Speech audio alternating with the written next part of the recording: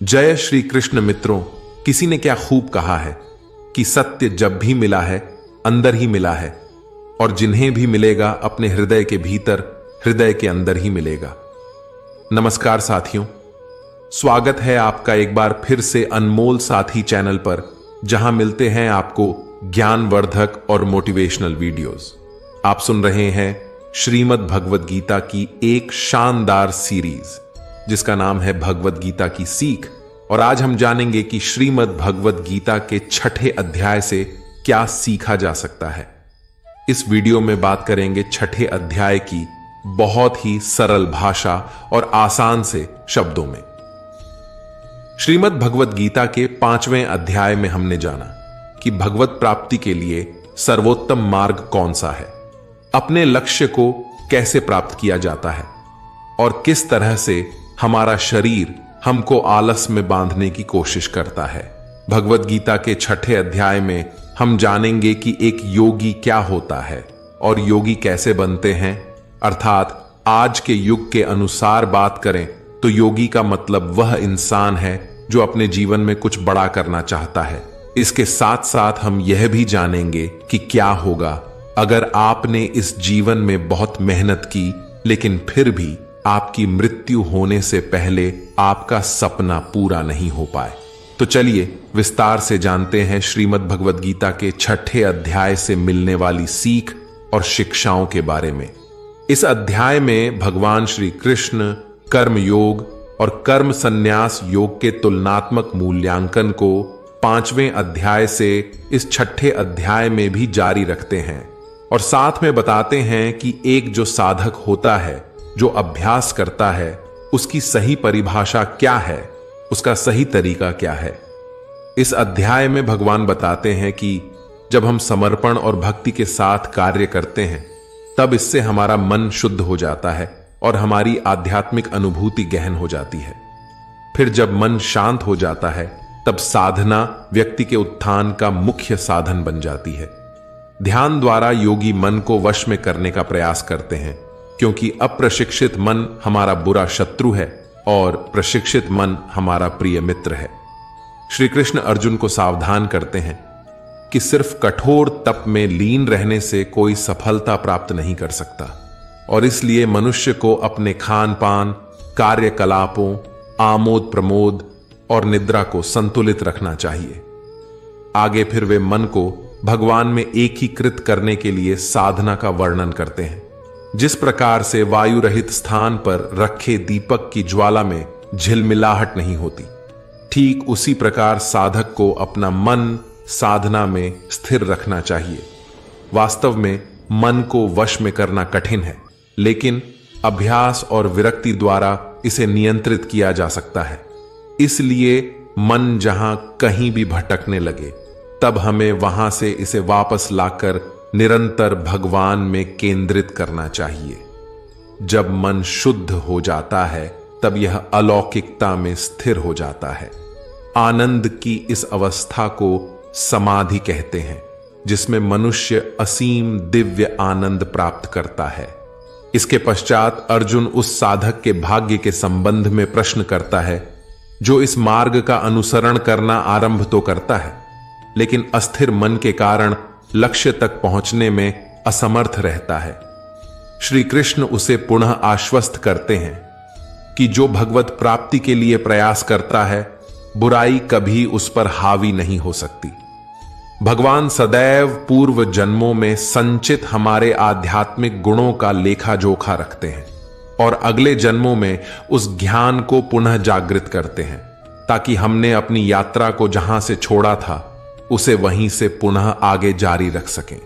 अनेक पूर्व जन्मों से अर्जित पुण्यों और गुणों के साथ योगी अपने वर्तमान जीवन में भगवान तक पहुंचने में समर्थ हो सकता है। इस अध्याय का समापन इस उद्घोषणा के साथ होता है कि योगी भगवान के साथ एकीकृत होने का प्रयास करता है, इसलिए वह तपस्वी, ज्ञानी और कर्मकांडों का पालन करने वाले कर्मी से श्रेष्ठ होता है। सभी योगियों में से जो भक्ति में तल्लीन रहता है वह सर्वश्रेष्ठ होता है। इस अध्याय के प्रथम श्लोक में भगवान श्री कृष्ण अपने सखा, अपने मित्र धनुर्धर अर्जुन से कहते हैं कि वे मनुष्य जो कर्म फल की कामना से रहित होकर अपने नियत कर्मों का पालन करते हैं, वे वास्तव में सन्यासी और योगी होते हैं, न कि वे जो अग्निहोत्र यज्ञ संपन्न नहीं करते, अर्थात अग्नि नहीं जलाते और शारीरिक कर्म नहीं करते। लोग कहते हैं कि हमने अग्नि को त्याग दिया, हम सन्यासी हो गए हैं। बहुत सारे लोग बहुत सारी तरह की बातें करते हैं। तो भगवान श्री कृष्ण यहां पर स्पष्ट करते हैं कि लोग ऐसा कहें कि मैं तो ज्ञानी हूं, मैं सब जानता हूं, मैं तो आत्मा हूं, और कर्म आरंभ ना करें या करने योग्य क्रिया ना करें, तो वो सन्यासी नहीं है। हे अर्जुन, मनुष्य को चाहिए कि अपने द्वारा ही अपना उद्धार करें, अपनी आत्मा को अधोगति में ना पहुंचाए। श्री कृष्ण कहते हैं केवल अपने सांसारिक कर्मों को त्यागने वाला ही योगी नहीं होता, बल्कि जो व्यक्ति करने योग्य सब कर्मों को करता हुआ उनके फल का लालच नहीं करता, वही असली योगी कहलाता है।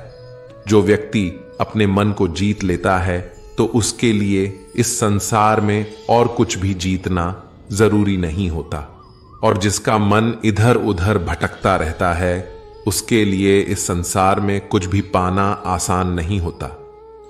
क्योंकि जब हमारा मन हमारा गुलाम होता है तो वह हमारा मित्र होता है, और अगर हम उसके गुलाम बन जाते हैं तो वह हमारा सबसे बड़ा शत्रु बन जाता है।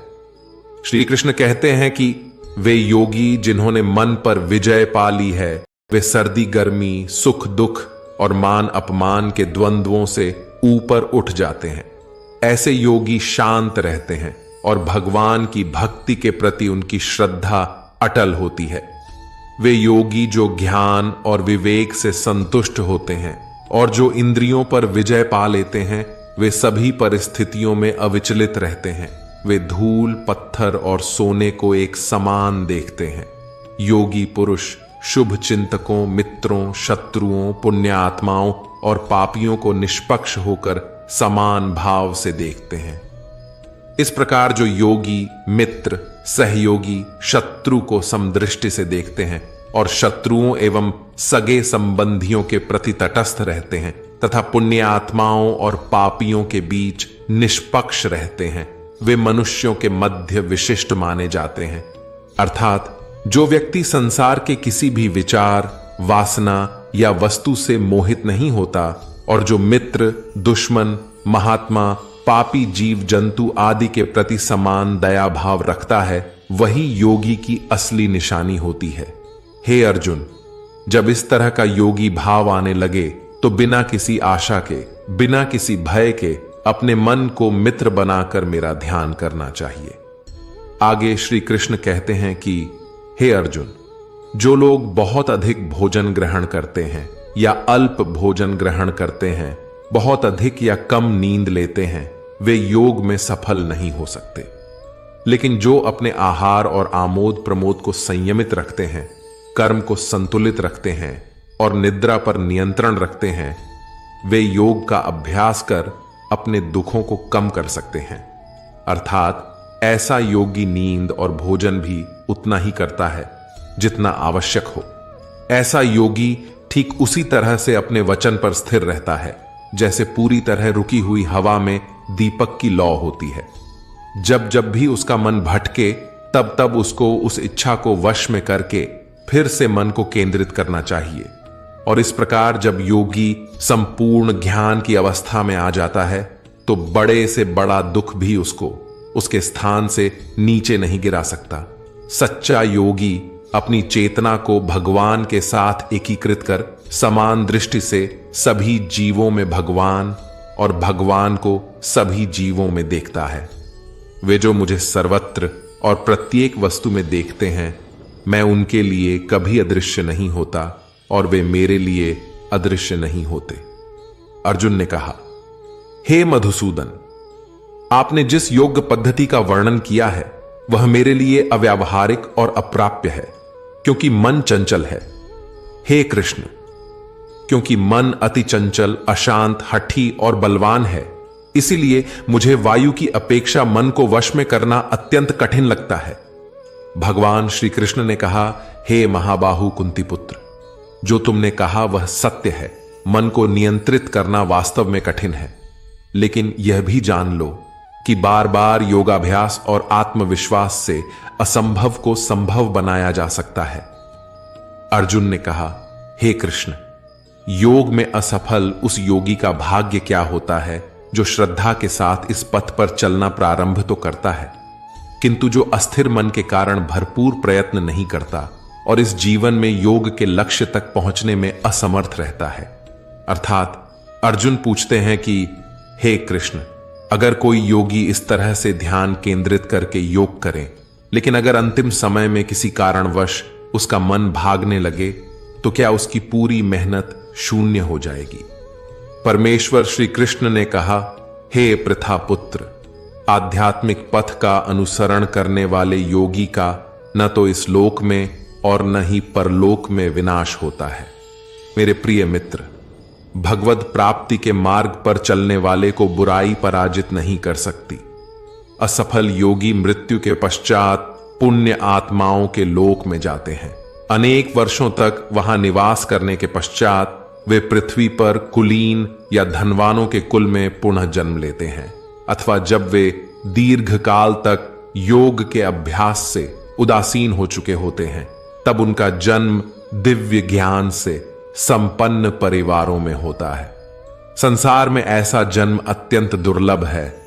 अर्थात श्री कृष्ण ने कहा, नहीं अर्जुन, निरंतर परमात्मा की तरफ बढ़ना हर आत्मा का अधिकार है।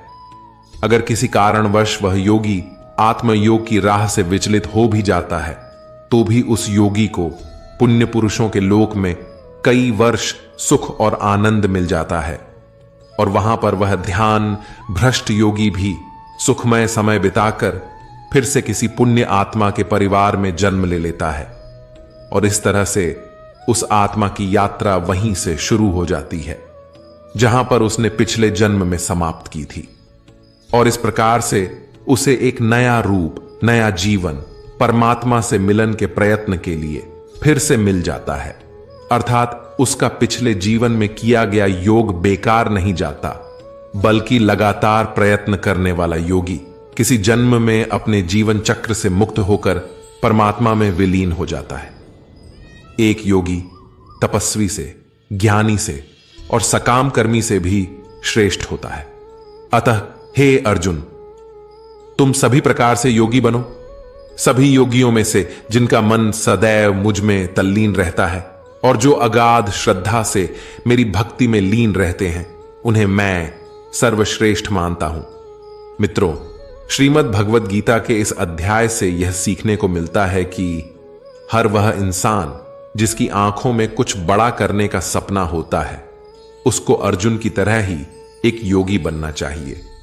योगी वह इंसान है जो पूरी तरह से अपनी भावनाओं या इमोशंस को संतुलित रखता है, जो हमेशा अपने लक्ष्य को पूरा करने के लिए मेहनत करता है।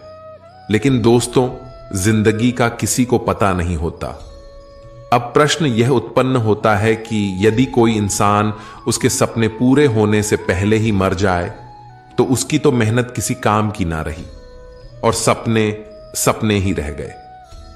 परंतु यहां पर एक बहुत ही सीक्रेट बात भगवान श्री कृष्ण ने इस अध्याय में यह बताई है कि अगर आप मेहनत कर रहे हो और आपने बहुत अनुभव प्राप्त कर लिया है, बहुत नॉलेज हासिल कर ली है, लेकिन फिर भी आपको मंजिल नहीं मिली और किसी कारण की वजह से परमात्मा ना करें ऐसा हो, पर आपकी मृत्यु हो जाती है या अपने सपनों के लिए मेहनत करते करते बूढ़े होकर मर जाते हैं, तो इस परिस्थिति में चाहे आपको जीते जी फल मिले या ना मिले, लेकिन मरने के बाद में आपको स्वर्ग में अपने कर्मों के अनुसार पूरा सुख मिलेगा।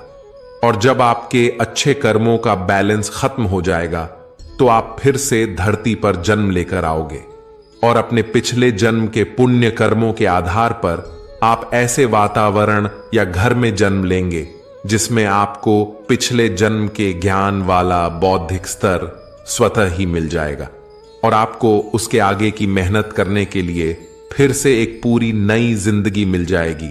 इस प्रकार ऐसा व्यक्ति और अधिक परिश्रम करके अपने परम लक्ष्य को प्राप्त कर मोक्ष को प्राप्त करता है। मित्रों, मैं आशा करता हूं कि आपने इस वीडियो से बहुत कुछ सीखा होगा। वीडियो को लाइक और शेयर करके कमेंट में जय श्री राधे कृष्ण लिखना ना भूलें और ऐसे ही ज्ञानवर्धक वीडियोस पाने के लिए हमारे चैनल को सब्सक्राइब करके घंटी जरूर बजा दें। भगवान श्री कृष्ण आपको हमेशा प्रसन्न रखें। जय श्री राधे कृष्ण। राधे राधे।